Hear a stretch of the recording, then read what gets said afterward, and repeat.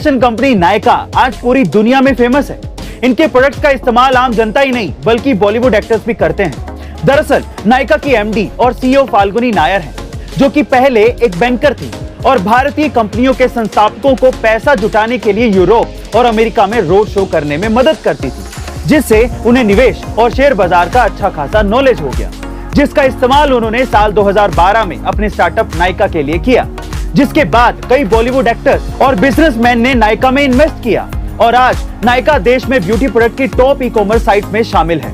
अगर आप भी शेयर मार्केट में निवेश करके पैसा कमाना चाहते हैं तो डीमेट अकाउंट आज ही खुलवाइए, लिंक डिस्क्रिप्शन बॉक्स में गिवन है। ट्रेन से सफर करने वालों के दिमाग में अक्सर ये सवाल आता है कि अगर इसी पटरी पर दूसरी ट्रेन आ जाए तो क्या होगा, क्योंकि ट्रेन की स्पीड इतनी ज्यादा होती है कि उसे कंट्रोल कर पाना बेहद मुश्किल होता है और इसी वजह से जान माल के नुकसान का खतरा सबसे ज्यादा होता है। इसी नुकसान को रोकने के लिए हमारे रेल मंत्री अश्विनी वैष्णव ने एक ऐसी तकनीक कवच का ट्रायल करवाया, जहां खुद एक तरफ रेल के इंजन में रेल मंत्री अश्विनी वैष्णव थे तो दूसरी ट्रेन में अन्य रेलवे अधिकारी।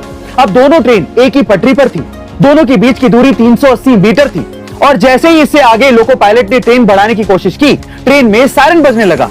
सबसे खास बात यह रही कि इसी निश्चित दूरी पर यानी कि 380 मीटर से पहले ही ट्रेन अपने आप रुक गई। मतलब यह हुआ कि कवच टेक्नोलॉजी से किसी भी स्थिति में अगर दो ट्रेन एक पटरी पर आ जाती हैं तो वो आपस में नहीं टकराएंगी। गाइस, ये हमारे देश और रेलवे डिपार्टमेंट के लिए एक बहुत बड़ी उपलब्धि है। आपका इसके बारे में क्या ख्याल है, कमेंट सेक्शन में जरूर लिखिएगा। गाइस, ये कहानी है जम्मू कश्मीर के एक छोटे से गांव से ताल्लुक रखने वाले अभिषेक शर्मा की, जो एक ऐसे क्षेत्र से आते थे जहां से शायद ही कोई आईएएस ऑफिसर बना हो, लेकिन उनका शुरू से ही सिविल सर्विसेज में जाने का सपना था।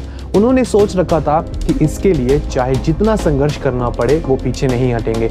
बस मन में एक ही डर था और वो अंग्रेजी का, क्योंकि अभिषेक की इंग्लिश इतनी अच्छी नहीं थी और इसका नतीजा वो 2 बार मेंस एग्जाम पास करने के बावजूद भी इंटरव्यू में फेल हो गए। दोस्तों, सोचिए कितना दुख होता है जब सालों की मेहनत का नतीजा ऐसा हो। सिर्फ इंग्लिश ना आने की वजह से वो नाकाम हो गए। ये कहानी सिर्फ अभिषेक की नहीं है, कई भारतीयों की है। मैं नहीं चाहता कि आपके साथ ऐसा हो, तो इसलिए इंग्लिश को आज से अपनी ताकत बनाना